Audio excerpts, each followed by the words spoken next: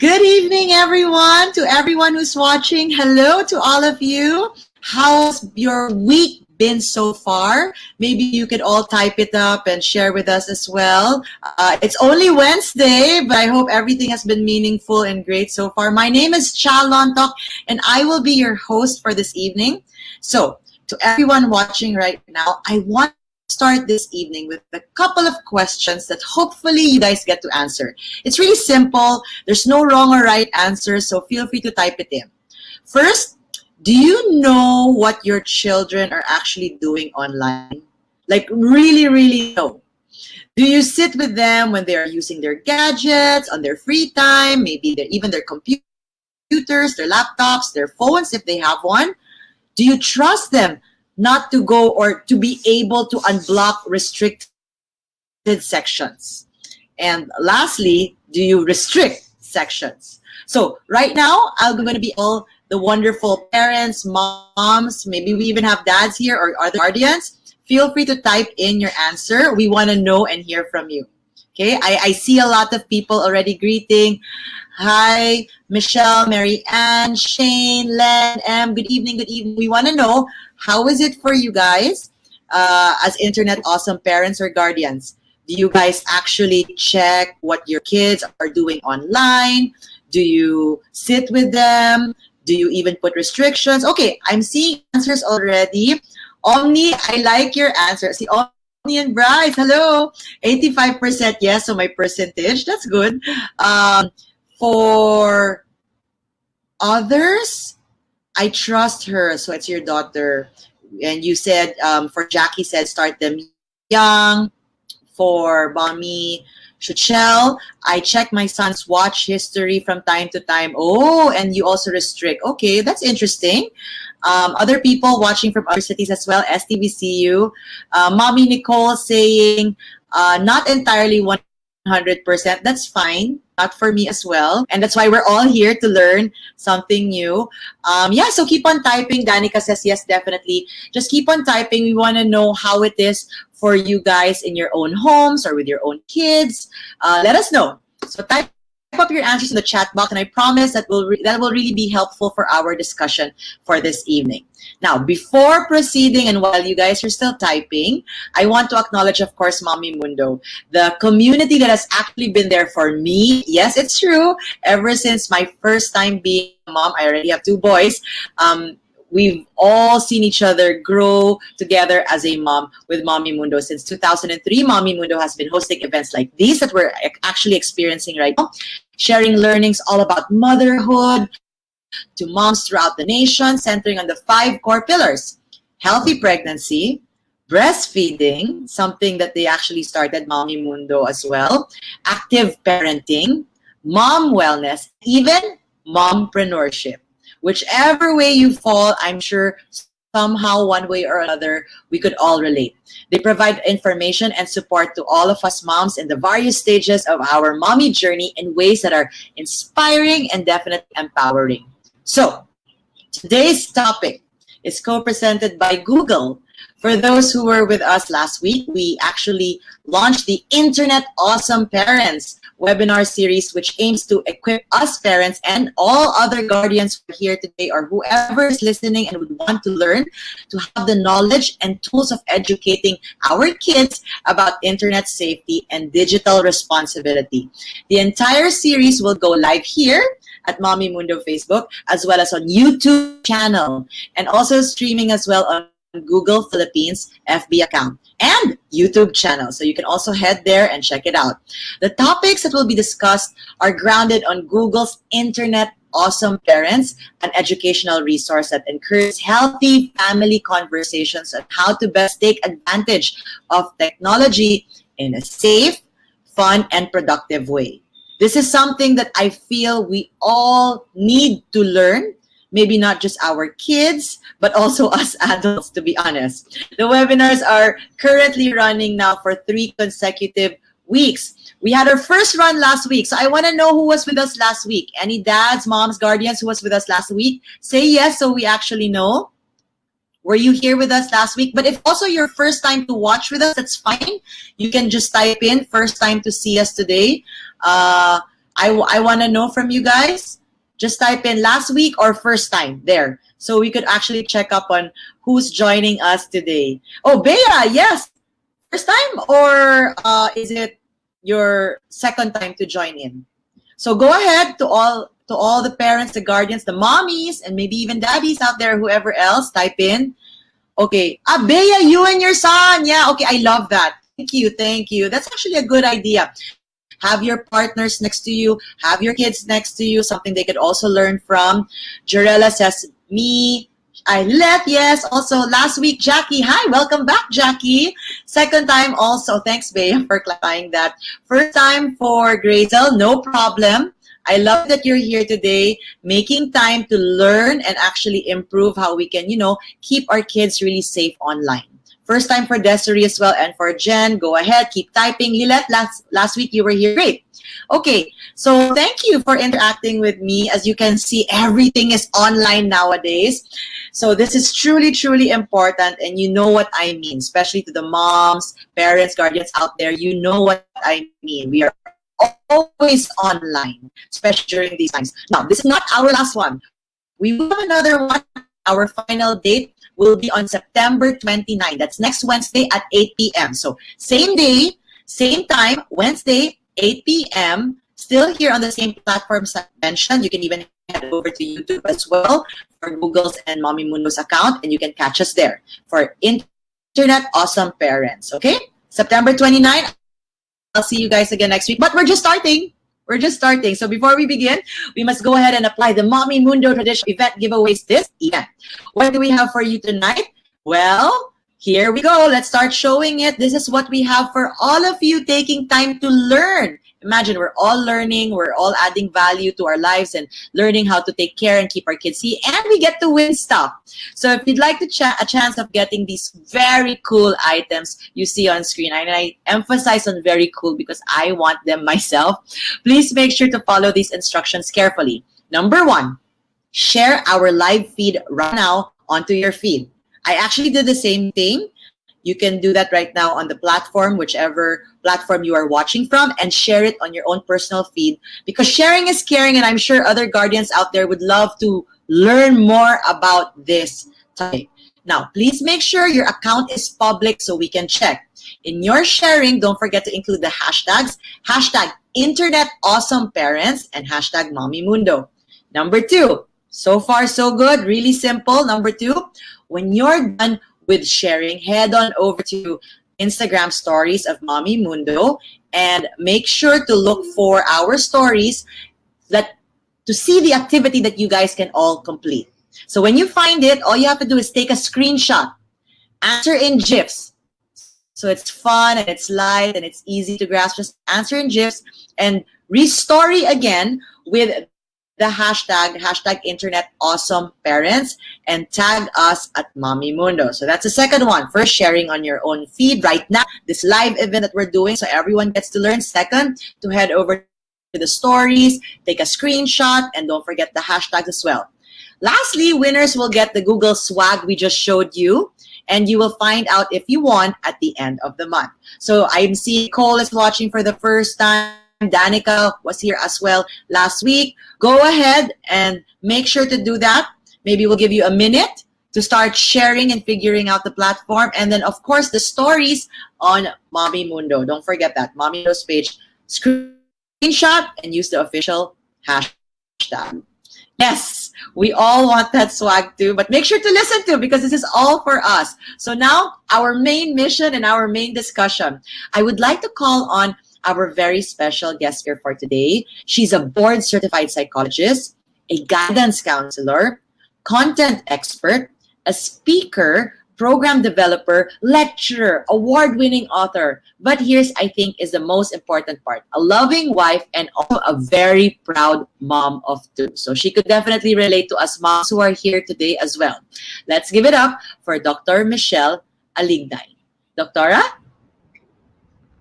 Hello, Shal. Hello to everyone here, to our Mommy Mundo friends. It's nice to be back and to be sharing with you this awesome, internet awesome parents. We're all ready for you. You're also looking awesome yourself, and I will be listening. I will be listening here, taking down notes as well. So, mom, get ready. Parents, get ready. Dr. Michelle Alignay, it's all yours. Thank you, Shal. Okay, good evening, good afternoon, good morning, wherever you're watching. I am greeting you from my home, and I know that we are all at the same boat.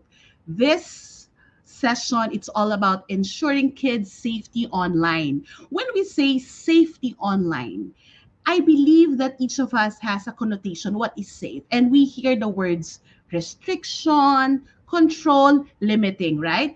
I would like to know who are the parents that I'm speaking with. So I'm a parent of uh, a 12-year-old and a 15-year-old. I would like to know the ages of your kids. And if you can put that in the chat, please do so. Why would this be important? Because it's going to be very different how we ensure the safety of a toddler compared to the safety of a grade schooler and a high school teen. So let's talk about ensuring kids' safety online. As mentioned, I am Doc Michelle. I'm a board certified psychologist, but my special focus and advocacy is actually about digital families. In 2017, let me just share with you that I'm part of a study.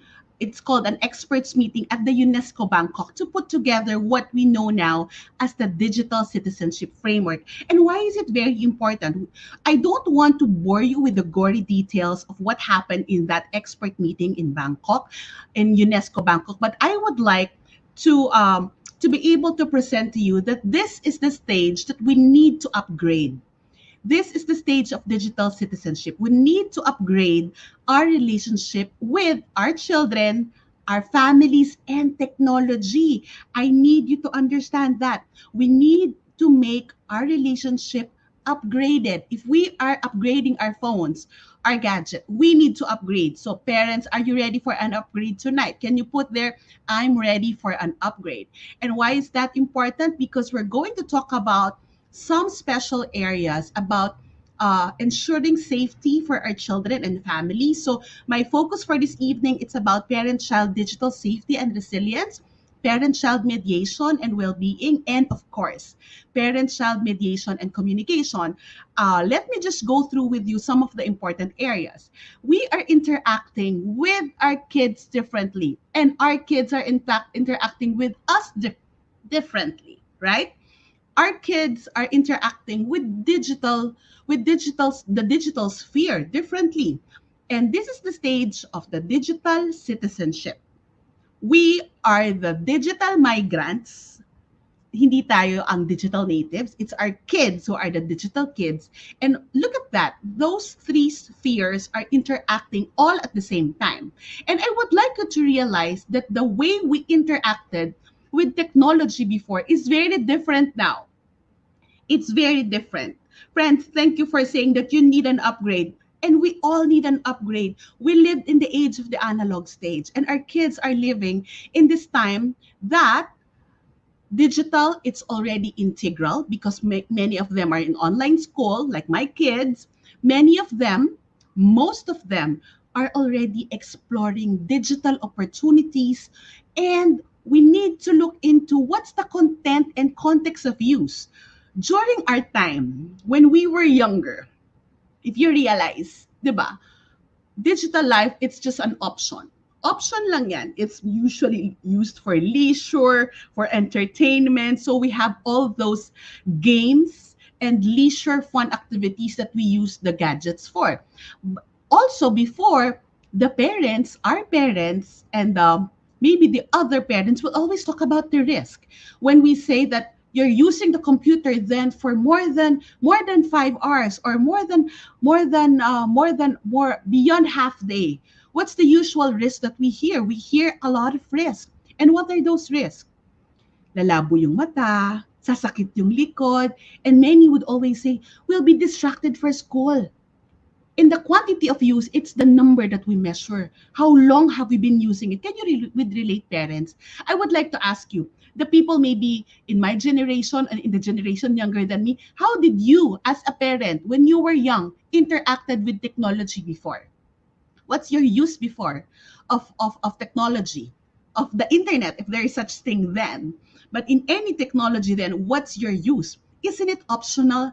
Isn't it that we look into the risk, the bad effects, and we always look gaano katagal, the quantity of use. Now, in the age of digital citizenship, it's integral. It's opportunities that we're going to look into, and the content and context of use, how it is used. That's why really the hashtag internet awesome parents, we need to be so. Being upgraded is being a parent of a digital citizen. We are at the stage of what we call the digital citizenship. And as I mentioned earlier, this is a coined term by UNESCO Bangkok in a document that they came out on 2019. It's about skills, digital skills, including competency, that it's about beyond ICT. So hindi lang to about information and computer technology. In 2017, I mentioned earlier that I am so honored to be part of the experts meeting in Unesco Bangkok, and we put together this is what we call the Digital Citizenship Framework. If you would like to access this document, there's a website called DCAP, DKAP, Digital Kids Asia Pacific. So you can get to know more articles about how is this transposed in the varied areas of our kids' life. There are so many aspects about the DCAP, but what I would like you to understand is that we will look into the aspect of digital safety and resiliency. When we work on this during that UNESCO meeting, I was part of the team who work on the digital emotional intelligence. But now, let's move into digital safety and resiliency. This stage of digital citizenship, it was really put forward by UNESCO that parents need to embrace their children's education through digital learning. That's what's happening now. My kids are learning online. They're using Google Classroom, the Google education platform. I myself, I teach in the college and in the graduate school. I am also a consumer of the digital education platform, and I just love the ecosystem that they have. So we need to embrace digital education through we need to embrace their children's education through digital learning and be able, say this with me, balance digital opportunities and minimize risk. We're talking about ensuring safety.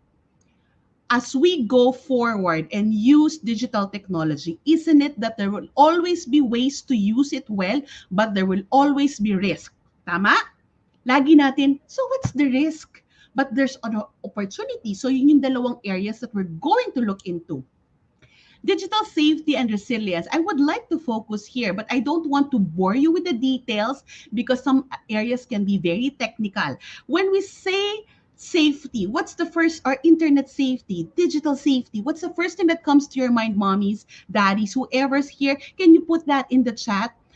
Chat with me, share with me what's the first thing that comes to your mind when we say digital safety. We will look into parent-child safety and resilience.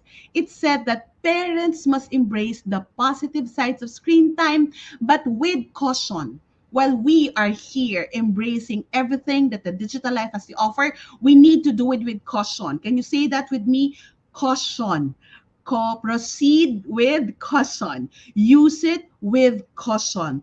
Parents must embrace the positive sides of screen time, but with caution. And I would focus on two areas of digital safety and resilience. The first one is promoting and protecting health and well-being.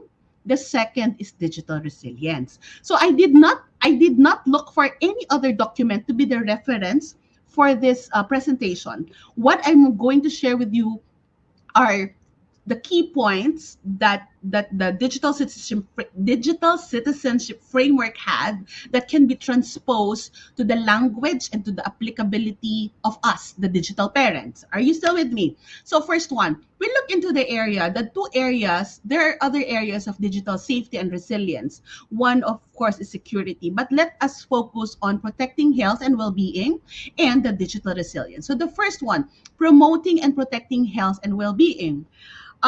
It was said in the DCAP document that that is the ability to identify and manage health risk and use digital technology in order to protect, take note, protect and improve the physical and psychological well-being of oneself and others. We're talking about the kids. We're talking about teenage kids. We're talking about the middle schoolers. I would like to quantify that this conversation is very true and mostly applicable to the middle schoolers and to the high schoolers, to the teenagers.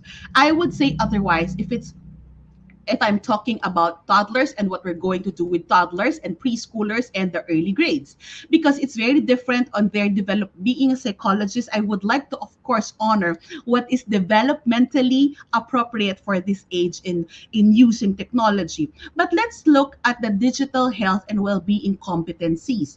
When we say well-being, digital health and well-being competencies, I would like you to reflect, what is it that my kids should have as they move along in this digital sphere? Let's rephrase that. As my children, my teens move along in this digital life, engage in technology, go online for learning, what is it that I need to learn in order for them to have the best of digital health and well-being? We cannot being earlier I had a session, I have a corporate talk on resilience, and resilience is very much connected to well-being. So in the literature of the DCAP, Digital Kids Asia Pacific, we need to look into four areas.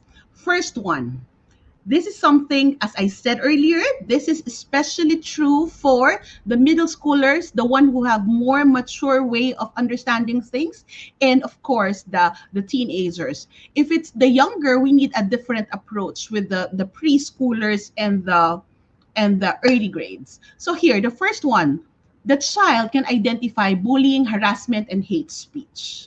So if you're a parent of a grade 5, if they're called already or somebody made a comment maybe in a project that they presented via their online school platform, will they be able to tell if that is already a harmful word?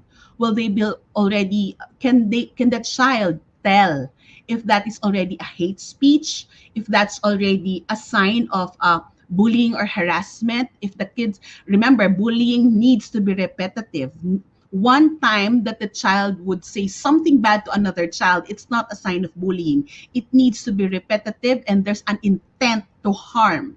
So let's quantify that. But can our child tell? Can our child tell if they're already offended on bullying and hate speech? The next one, can my child able to unplug and prevent online addiction? Yan, this is so true for the bigger kids.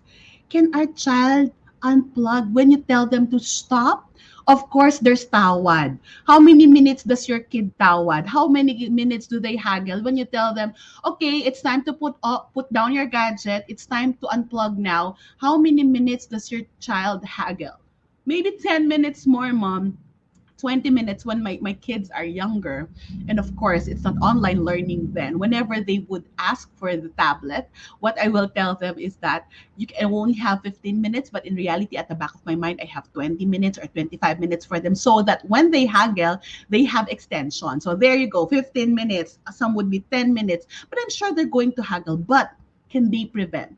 I would like to say that there are cases already for the big kids of online addiction. It's so hard for them to stop their gaming. So later on, I'll course through with you what are the things that we should consider. Another one, protection against risk of sexual violence. Parents, our kids, they're online. What is good if they're using a school platform is that that's very secure, like Google Classroom or Google Education. But what I would like you to realize is that if they're using other platforms beyond school needs, those are the things that might be subjected to online predators. Sexual violence, it's so true. There is what we call OSAIC, online sex abuse. So there are a lot of cases now, especially when the predators are online. And I would like you to know that we're not supposed to be shielding, especially the kids in grade 5, 6, 7, 8, 9, 10. We're not supposed to be shielding them away from it. What I mean is, we're not shielding. Let's tell them that there are such things. There are online predators. Online addiction can happen. Bullying and harassment from strangers can happen. The more that we keep it from them, the more that we will have difficulty deciphering what is right and what is acceptable for us than what is not really acceptable. So, also, because of these three problems, we use the fourth area is to maximize digital use for improvement of health and physical and psychological health, which is happening right now. You're learning, and we use it for different purpose. So if your kids and you as a family can gain this digital health and well-being competency, we're checked already in the stage of digital safety. And I would quote from www.wellbeing.google. Google has this platform, if you don't know, called Google Wellbeing, and I like checking it and checking my own well-being, digital well-being. They said, the last line, life, not technology in it, stays front and center. So that life, not the technology in it, stays front and center. That's what the digital well-being is for. We need to be the parents, we need to be the one who advocate that to our kids. Hindi automatic ang kids natin. I will tell you, our kids, when you tell them this, not all kids follow automatically. If you have new rules, diba, maghahagel pa tayo. So, they don't do things automatically. We need to share, we need to engage, we need to share stories, we need to continuously discuss things with our kids. And because of that, if we have explained to our kids the value of digital well-being and we have opened up their eyes to digital online predators, cyberbullying, other problems that can happen, it's actually planting the seeds of digital resilience. Our kids, when they go online, they're not digitally resilient.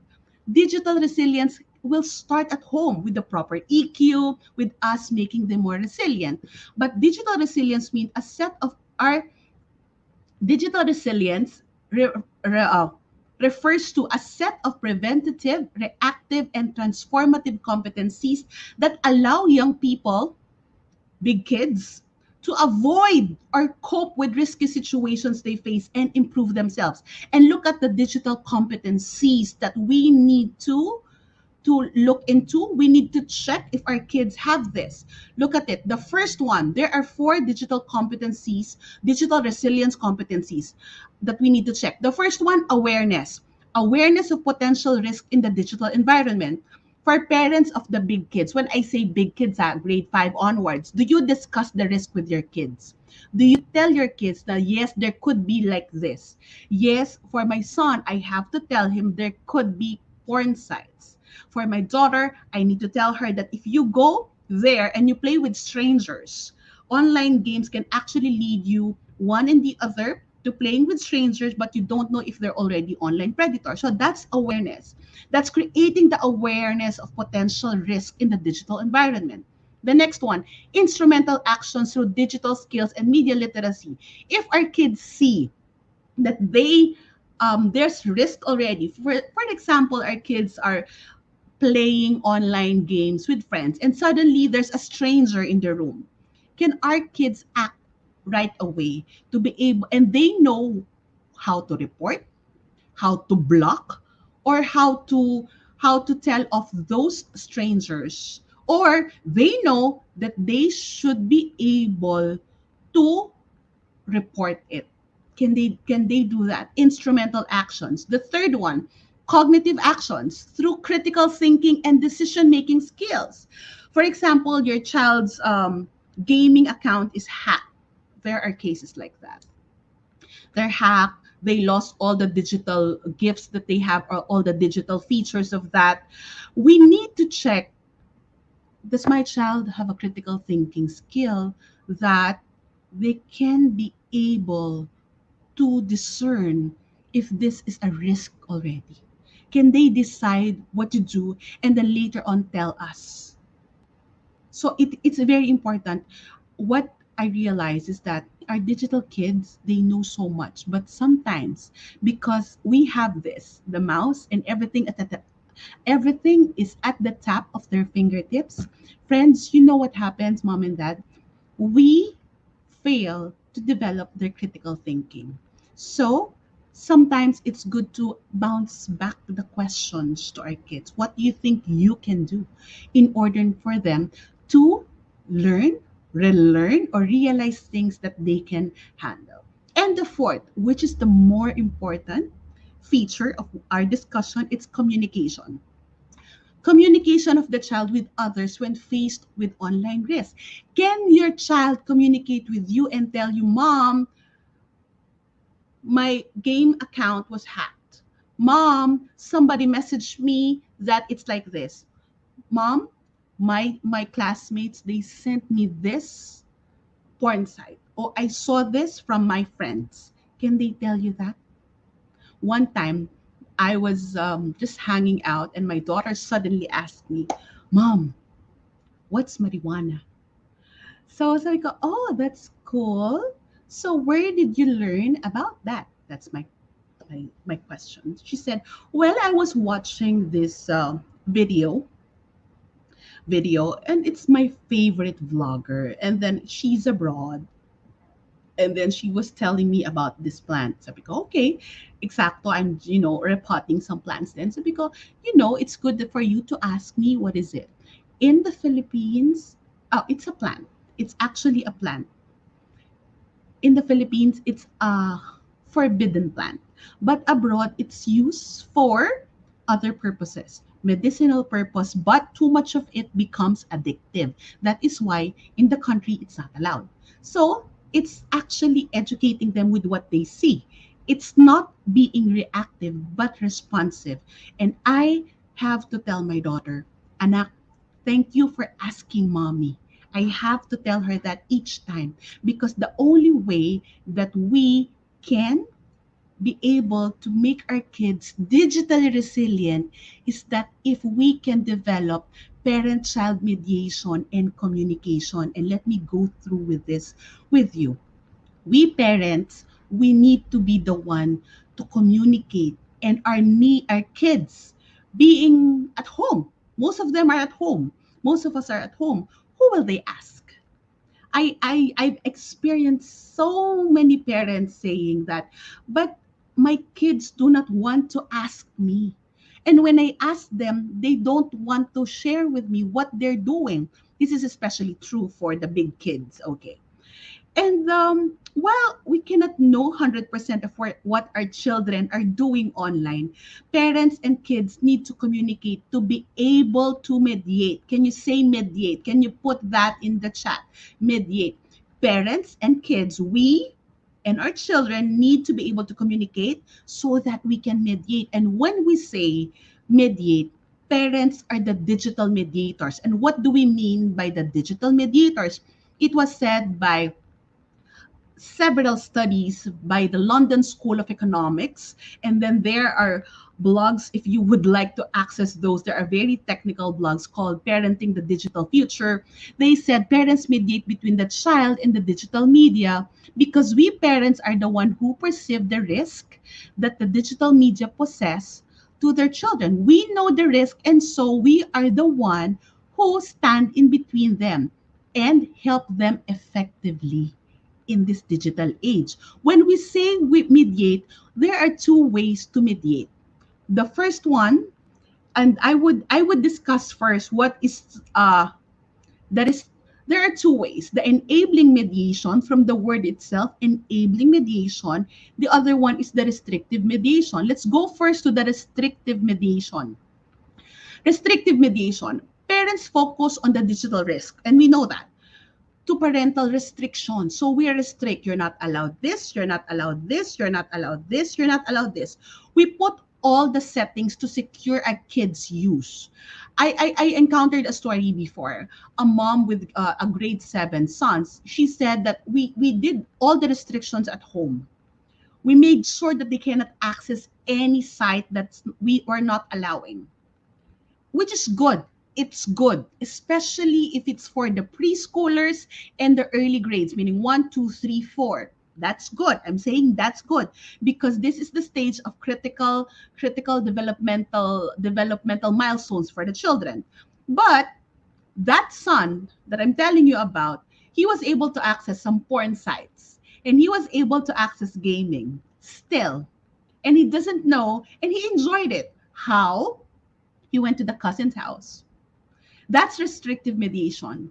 And there's a negative dynamic that the child and the parent draw potential attention to their internet use. The child do not want to tell the parents what they're doing online, especially when they're bigger. Restrictive mediation is helpful for the younger, but when our kids are bigger, slowly we move to the next kind of mediation, and that is the enabling mediation.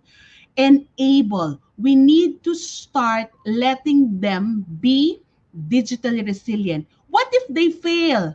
Look at Shell. What if some risk happen? We learn together from those risks. And look at it. What's enabling mediation? Enabling mediation, in contrast to restrictive mediation, it's building a safe framework precisely so that children's positive uses of the internet can be encouraged. So here, we're doing the online learning now. Most of us are in the online distance learning. This is actually using it for good opportunities. And we encourage our kids, why don't you learn the ukulele?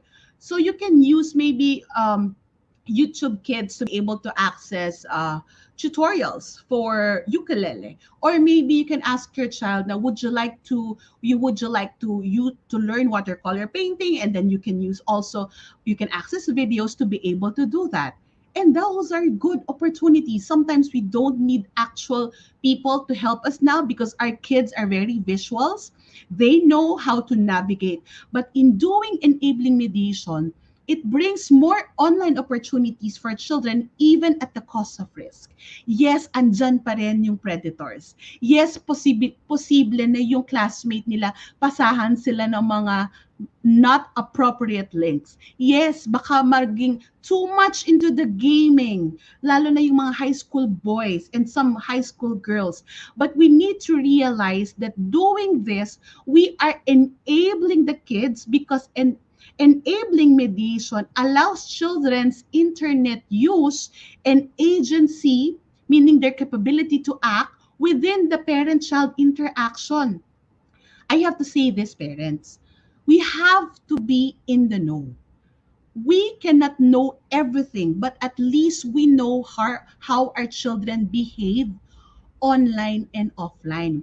Gone are the days that I don't want that to happen, that our kids will not friend us in their social media platform because we're making pakialam everything. right? And we're restrict, oh, you're not supposed to do this. We're like policing them. But enabling mediation, this is a key skill for the digital citizens because they would realize that my parents are supporting my internet use. And if risk happens, if problems happen, if my well-being is compromised, I can ask my parents. I will not be afraid to tell my mom because my mom can share with me what to do. I will not be afraid to ask my dad because my dad will not reprimand me. We know the risk. Are you getting me here, parents? So which parent are you? Which parent are you? In this case, the digital kids safety and resilience, the usual strategies are two ways. There are two strategies that we look into. So if there's the enabling and the restrictive mediation, in securing safety, we use strategies. I call the other one internal strategy and the other one the external strategy. The internal strategy is actually the parent and the child digital literacy. Kailangan matutunan natin lahat ng dapat nating matutunan online. Parents, I need to tell you this. We cannot make it an excuse that we don't know. I've heard that many times. Parents will say, but I don't know how to use the app, but I don't know how to access the Google Classroom, but I don't know how to check the feature of the platform for parents. Parents, we need to learn together. If we love our kids, we will learn because that is what we call being digitally literate. Our kids are more literate than us in using everything. So we need to also upkeep and upgrade ourselves. So here, parents child mediation and communication, we are able to communicate, okay guys, what did you do today online? What are the activities that are you into? What is it that you found fun in the internet? Is there something offending or is something that did something upset you? We need to be able to talk about those. What are the external is actually useful, very useful, especially for the younger ones. So this is ensuring internet safety controls, using appropriate safety features of the gadget. So also external mediation, external controls are by way of using Google Wellbeing or the Google Family Link, other appropriate apps that will restrict some access, or those setups that there's a time for the kids gadget to be off the internet or to be off from the Wi-Fi, that will it will automatically disconnect. Those are actually external regulation. It is good, but both needs to be worked on, both the external strategy and the external strategy. And let me quote as I move forward to the last part of my presentation. It's not the I'm not ending yet, but I'm moving toward. So what is it that you learned about digital safety and digital resilience? We need to do both. In order for our kids to be resilient, we need to ensure their safety and well-being. But it will not automatically happen. Our kids will use the internet if and they will use it no matter how long they want in the ways that they know, but we still need to mediate. Are you with me that we need to mediate? So I would quote from UNESCO Asia Pacific, as they said, as digital opportunities increase, risk increase too. Be aware and manage risk so it will not become harm. We do not need risk to become harm. And so, what is critical? Do we just mediate? But how can we mediate? In the digital age, I would put forward, I will share with you, parents, titos, titas, dads, moms, educators. In the digital age, parents need to be the askable parent. This is a term that I coined for my doctoral dissertation. This is the age that we become the askable parent. Being an askable parent is that can your child go to you and ask you question that they see online? What's the problem if they cannot see anything? Or what's the problem if they ask you, Mom, what is marijuana? Mom, what do you mean by sex? Mom, I saw that, I saw people kissing. What happens when people kiss? Is this true that this is how babies are made? So, how can we answer the crucial questions our kids are asking that they may have seen online if we do not know how to respond properly? So it's always best to be the askable parent. Parent-child communication, the parent-child emotional connection is primary, and the and relationship is primary, while the content of interaction is necessary. It's secondary. Whatever we do, we need to realize that we always need to ensure the parent-child connection, that we are connected, that we have a relationship. And the content of the interaction, that's secondary. So when our kids go to us for questions, when our kids ask us daring, imagine, kids, it take guts also to ask questions because they want to learn from us. Let's be cautious uh, if our kids do not want to ask us, that's a problem. Kasi baka hindi natin kayang sagutin. Kaya parents, be the askable parent. If you want to be, can we just put there in the chat, I want to be an askable parent. So let's check, how do you become an askable parent? I will throw questions at you. Are you an askable parent of your digital child? Let me ask you this question. Can you mindfully respond to your child's question encountered online or in real life? Like if they ask you, Mom, how are babies made? I saw a video saying this. Is that how babies are made? Can you calmly respond and say, Oh yeah, anak, let's look at it together. Let me check what you saw and then let me know your thoughts. So can we answer? They can always check online for answers, right?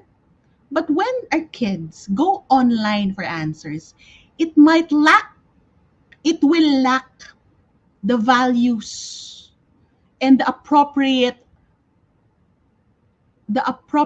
measures, the appropriate insights that we have as parents. That is why we need to be the askable parents. We need to respond rather than react. We cannot say, oh my God, where did you learn that? Why did you see that? You're not supposed to watch that. Gone are the days that we are reacting that way. Because now, we are the authorities at home if our kids are learning online. They can ask teachers, yes, but we are mostly at home. So, Mom, can you clarify to me what do you mean by this? So we need to be there. We need to mindfully respond. Can you say that with me? Mindfully respond. The second, can you listen and tune into the child without them feeling judged or afraid? I heard many times from young kids. It's so hard to ask my mom. I cannot ask my dad because they get mad right away. They get angry if I ask them this question.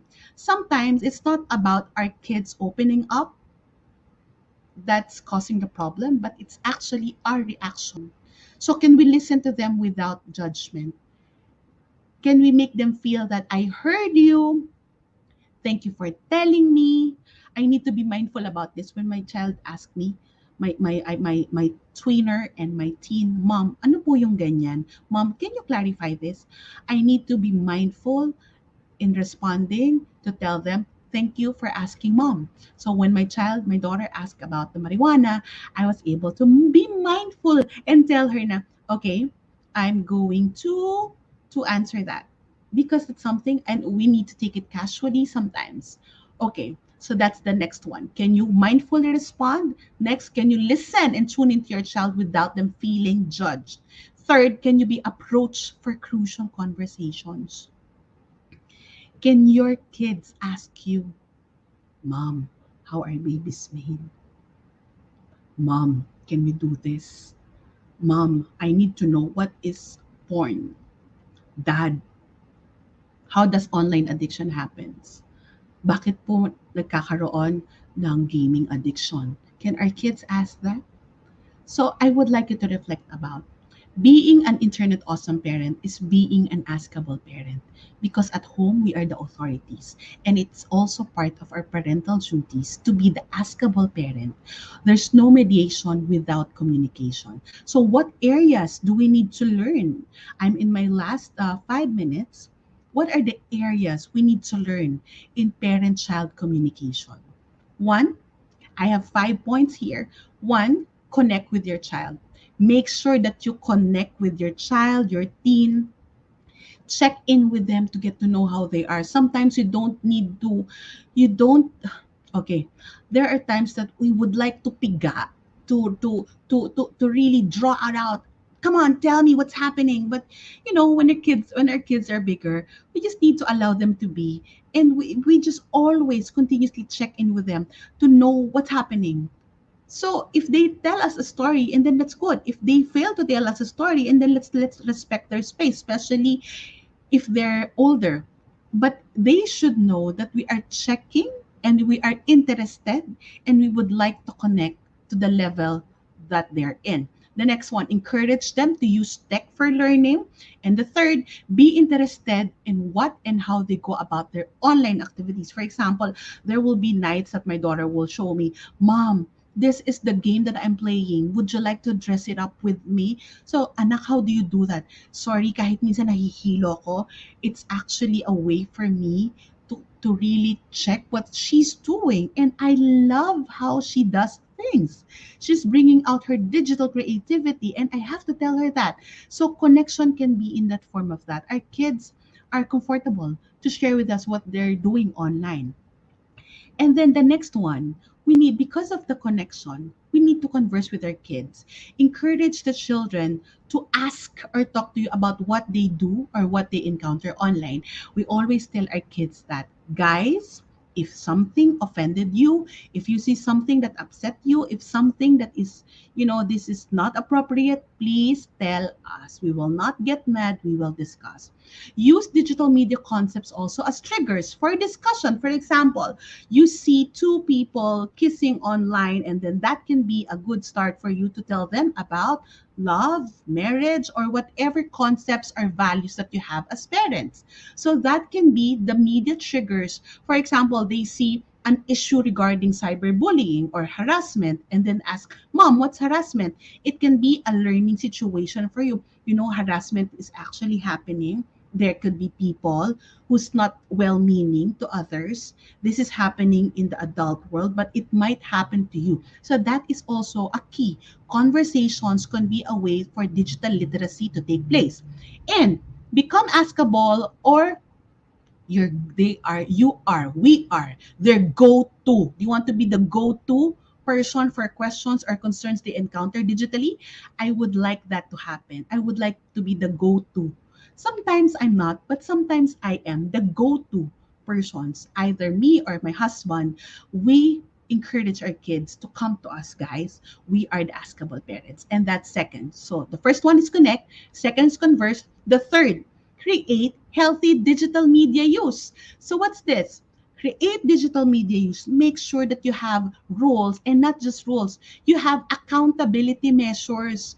Um, I've heard of many parents, sabi nila, hindi na daw nasusunod yung rules. Ang tanong ko, meron bang accountability measure? Because some parents would put rules, but when their kids do not follow the rules, they do not have accountability measure.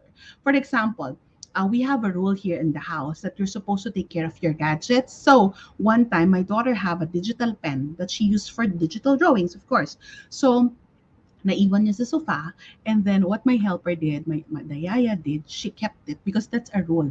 Kung meron siyang naiwan or kung meron hindi inayos, tinago, charger, other digital paraphernalias, we need to keep it.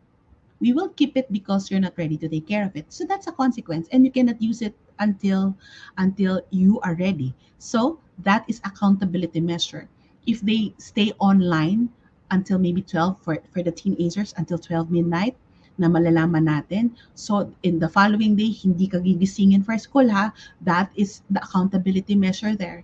We will not help you in your schoolwork if you do not meet this requirement. If you spend so much time chatting with your friends or doing something else, but you need to spend that time for schoolwork, we will not support you or help you if you're going to do it last minute, because this is our agreement. So friends, parents, you need to put accountability measures for your child to be able to be more disciplined in going online for whatever reasons, either school, also either entertainment or socialization. And then balancing online and offline activities. I am very hot on this. Ever since I'm doing this work in digital media management for families, I am always encouraging parents, please, while our kids are online for school, most of the time, make sure they have a lot of offline time also. Let them play, let them do chores, let them just be offline in order to restore their senses, in order to balance their head, and in order for them to have a more balanced growing up experience. So balance in anything is key. And last, create realistic routines and schedule. Ito, number 4. I'm on my last 3 points. Number 4, check problematic use. I would like you to check, is my child's use problematic? So how would we know if there's a slide that you're supposed to take a shot of? Please do check this out. Check problematic use of your child. So what if my child is using it excessively? How will we know if it's already problematic use? A, is the child physically healthy and sleeping enough? May mga bata, alam nyo, hindi na natutulog. I have some questions on some forums that I do for parents na ganito, hindi natutulog because they do not sleep because at night they're into online gaming or they're chatting via social media. Then the second is the child connecting socially with family and friends in any form, meaning in any form, online and offline. Is your child socializing? The C, is the child engaged with and achieving in school? In this time of ODL, online distance learning, what is wonderful is that our kids would be very interested to go online for school. Because if they do not want to go online for school and they're not producing, they're not achieving the way that for me, achievement is actually doing their schoolwork without much help already. That's an achievement enough.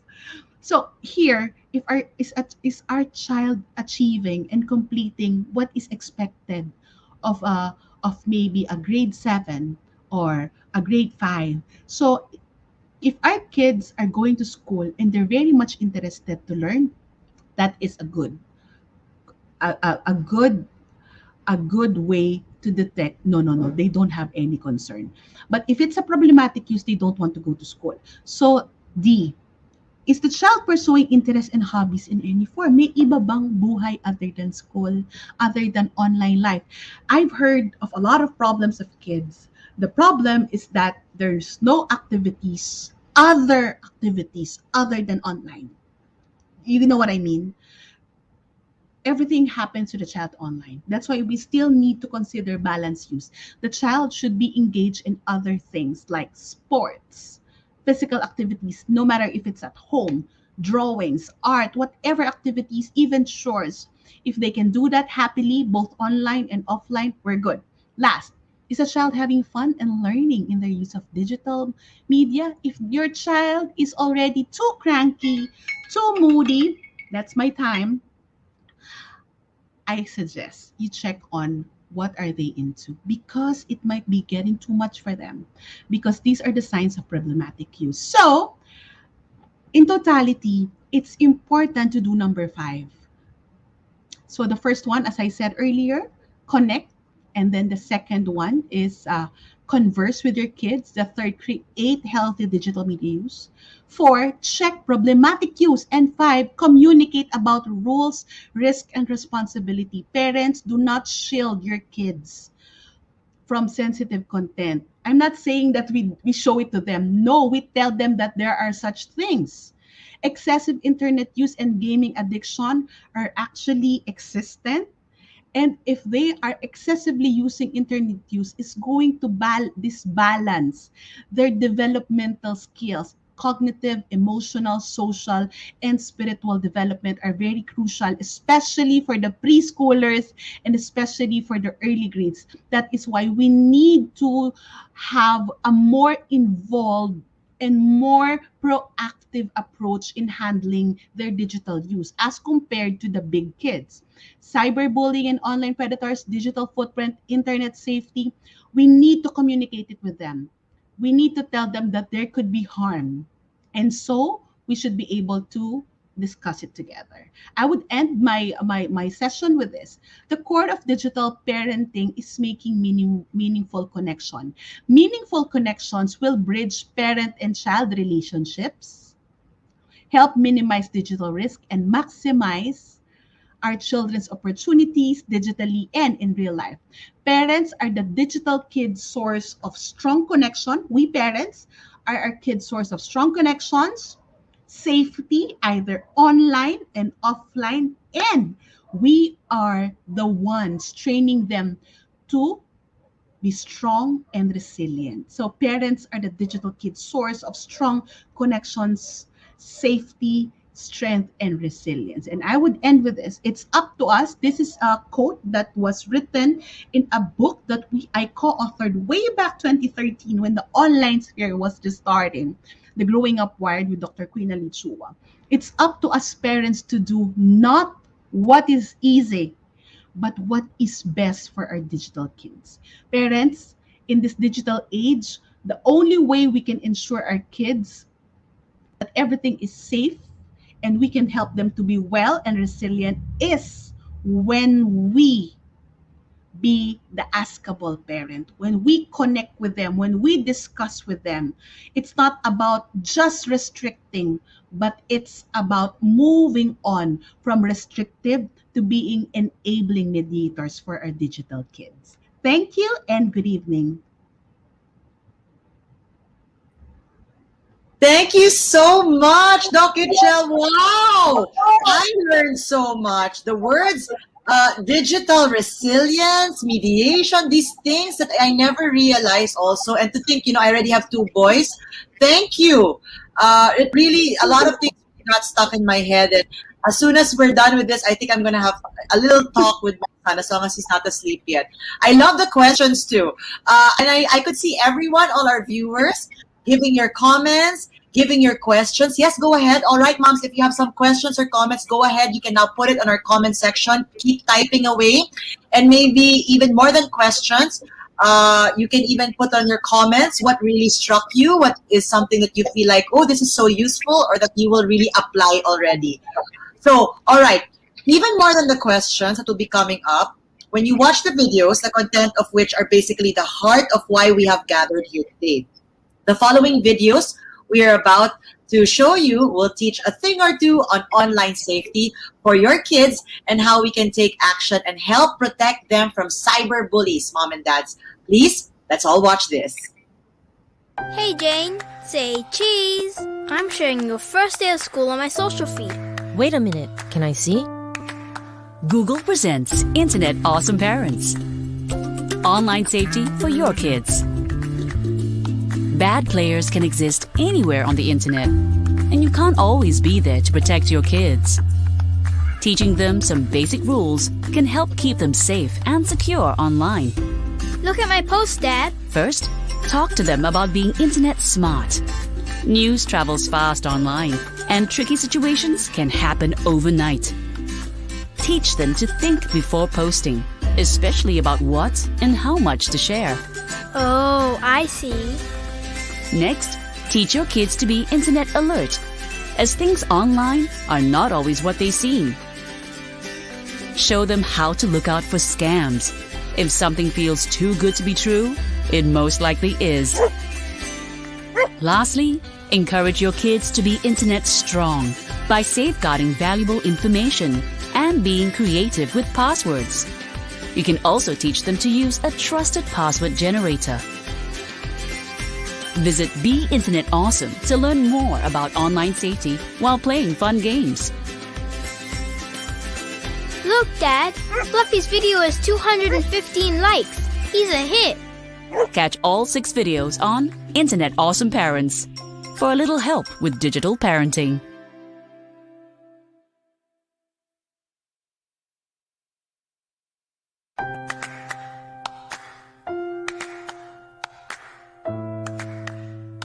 Is something wrong, kids? No, nothing, Dad. Google presents Internet Awesome Parents, protecting your kids from cyberbullies. Cyberbullying can happen to anyone. To protect our kids, we need to teach them what to do if they come across something disturbing online and where to draw the line. First, it's important to let your kids know that they are not on their own. Teach them to be internet brave and that it's okay to seek help from a trusted adult. As parents, we can start by teaching them what and when to ignore and what not. If the bully is someone you know, sometimes a simple chat with parents or teachers can help. For more serious cases or unknown bullies, you can use online reporting tools.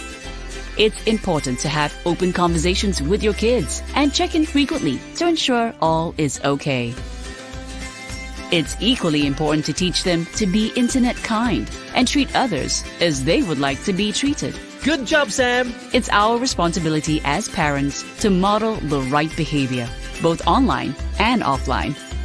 Good job, Sam. The internet can amplify both negativity and positivity. So teach them to lead with kindness and empathy.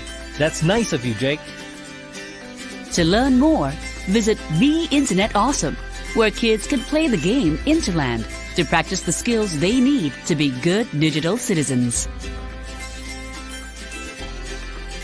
So proud of you for standing up for yourself with kindness, Jake. Catch all 6 videos on Internet Awesome Parents for a little help with digital parenting.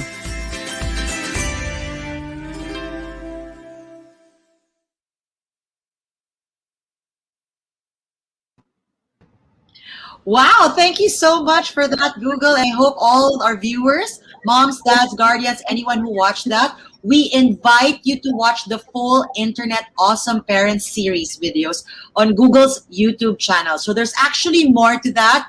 And as you can see, they're easy to digest, but very informative things that we can watch as parents, as guardians, but also some of those or all those videos could also be watched by our teenagers as well.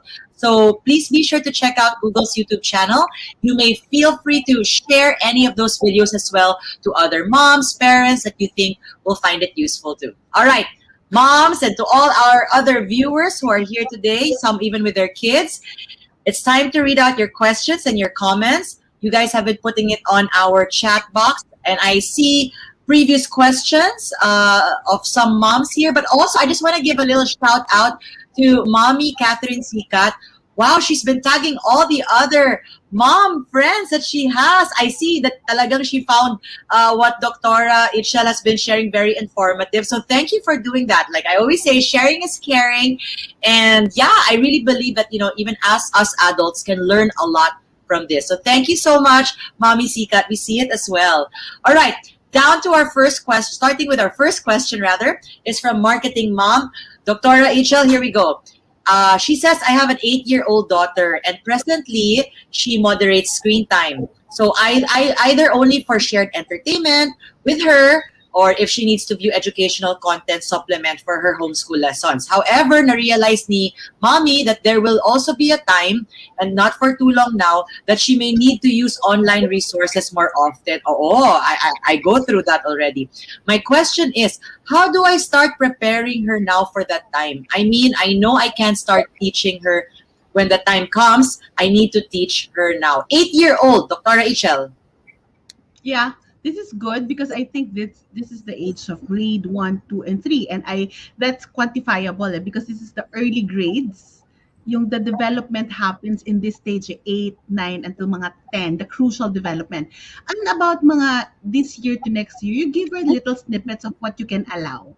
For example, you're going to make her use the search engine. Maybe use the I know that there's a Google version for kids, like the Kindle, the more secure settings. So you can allow her, would you like to explore?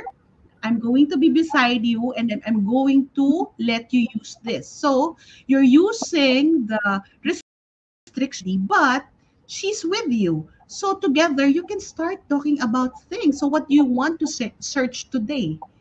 So maybe you can have, okay, today I'm going to search about this, and then you use the platform that are appropriate for your kids. And it's same way with YouTube Kids. If they would like to know how to bake something, maybe you can start showing them how to by using the appropriate platform for your kids' age. That is actually, interacting together with technology. I love it. Doctora, you know what came into my mind? Sitting next to our kids and exploring the internet together, especially pag, starting pa lang, we're able to follow their curiosity. What are they interested in? What are their questions? And it's nice to build that rapport and the trust as well. So thank you for that. Ah, kahit ako, marami na ako naisip na pwedeng gawin tomorrow or tonight with my kids. Yeah, well, my kids are bigger. So, diba, it's not all the time that they're gonna tell you and show you. So it's gonna be different. And it's good when we start with them. I started with my kids in managing them young. Managing them young. But the use now, it's different. So you can start well. This is really being awesome. Wonderful. Speaking about being awesome, here's an awesome comment that we received. This one is from Tere Yamgamino. She says, her son is 8 years old, and she says, we always tell him that if he wants to learn something about what he has watched or heard, he should always ask us first what it means. It's better to learn things from us parents than from strangers or someone else. I also installed Google Family Link so that I can monitor and limit his online activities and games. We also encourage family online gaming. Oh, wow. Good for you, so that he can observe and learn how we interact with other online gamers. We actually play Call of Duty. I know this, Call of Duty. Okay. Wow, thanks for sharing that, Mommy Tere. What can you say about that, Dr. Rachel? It's really good. Yes, you're not you are engaging. While you have limits, you are engaging already.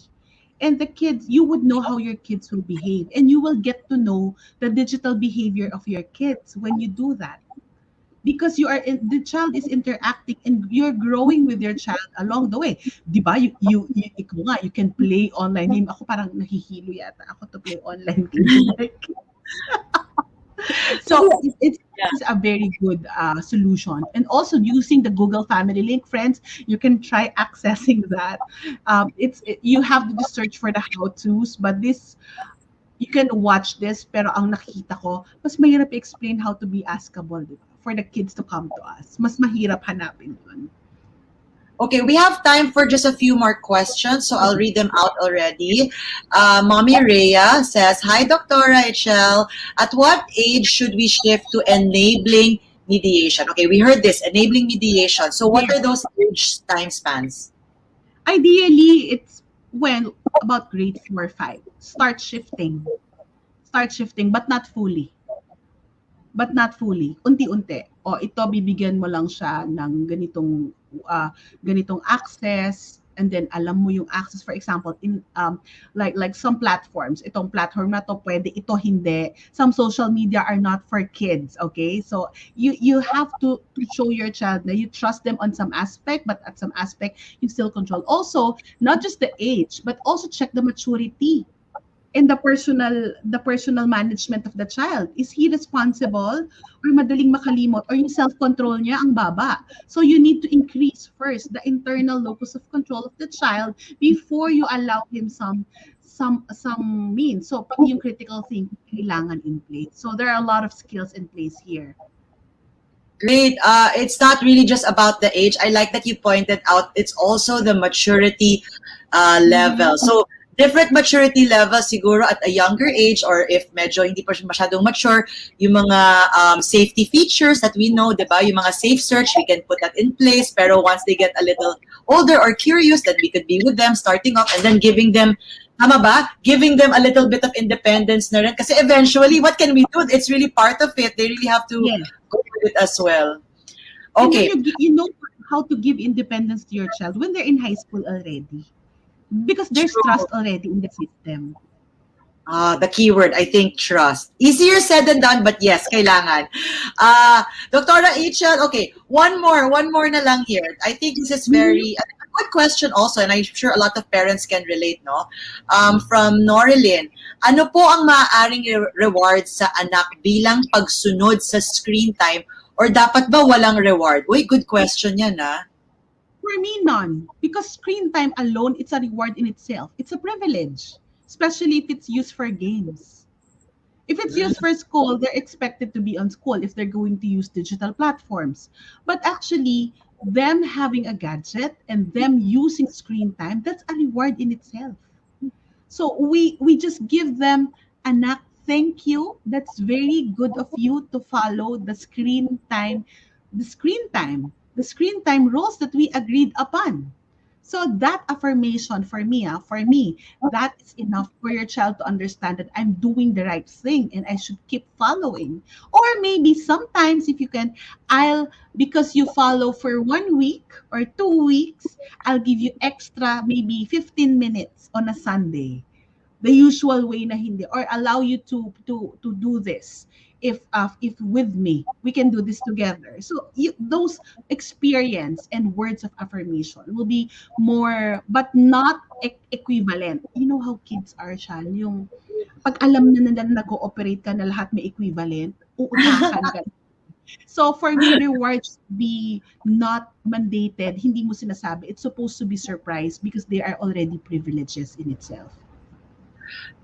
Doktora Itchel, ang ganda ng binanggit mo na yung reminder that the internet are using actually these digital platforms, being online, is a privilege. Because come to think of it, not really everyone has access.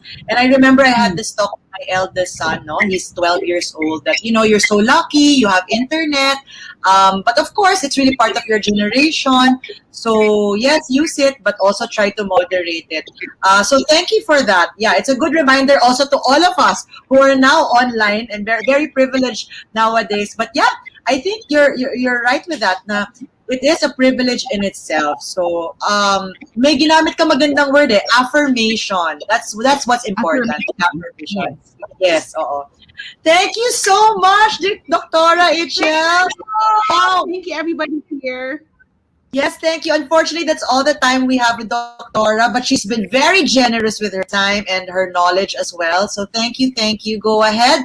A lot of people saying thank you. Kitty Perry saying so many learnings and tips. Thank you so much. Thank you, Doktora. Sabi ni Marketing Mom. Galing. Thank you so much, Doktora Itchel. It was truly, I learned a lot, and I'm sure a lot of people learned a lot too. Truly informative. Thank you. Thank you. It's my honor to be here. Until next time. Now, I know we still have a lot of questions, but unfortunately, that's all the time we have. We also have to manage your time, parents and all the guardians who are here online. We know it's late in the evening. But before we go, I'd like to remind everyone that we do have a game today. So don't forget, okay? Again, if you'd like to have the chance of getting these very cool items, let's show it right now on screen. Because Doktora Itchel and I love them so much, and we also want ourselves to be able to grab it. Let's show the items, please. Please make sure to follow these instructions. There you go. You'll start seeing it right now. The contest is, this is how it goes. First, share on your live feed.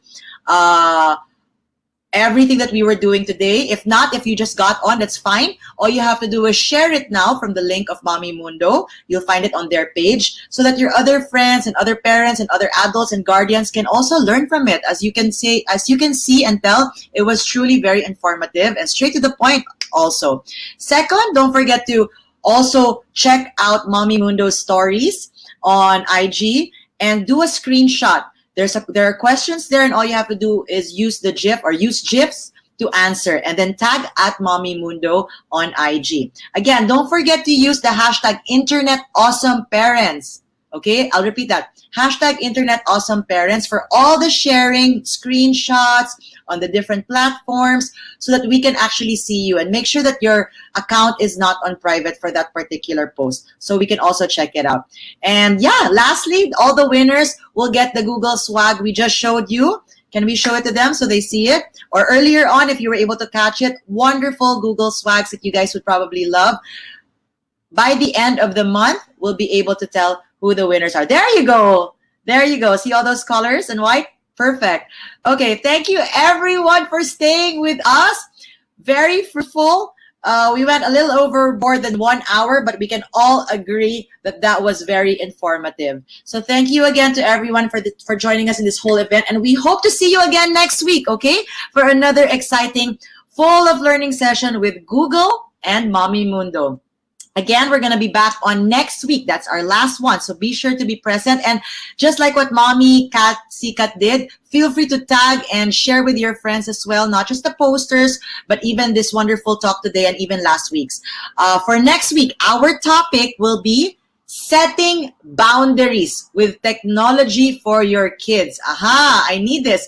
Setting boundaries with technology for your kids. And I really can't wait. Everyone who's listening right now, don't forget that September 29, a different date, but same day, Wednesday at 8 p.m. Stay updated on live sessions and workshops on Mommy Mundo by joining the Mommy Mundo community. If you haven't done so, simply go to www.mommymundo.com and click on the Sign Up Now button for instant sign up and to have access to exclusive news and updates sent to your email. You can also follow us on Facebook and Instagram for latest Mommy Mundo products and news. Thank you and good night, everyone. Thank you so much. And I definitely enjoyed everyone's comments and questions. Thank you for being interactive with us.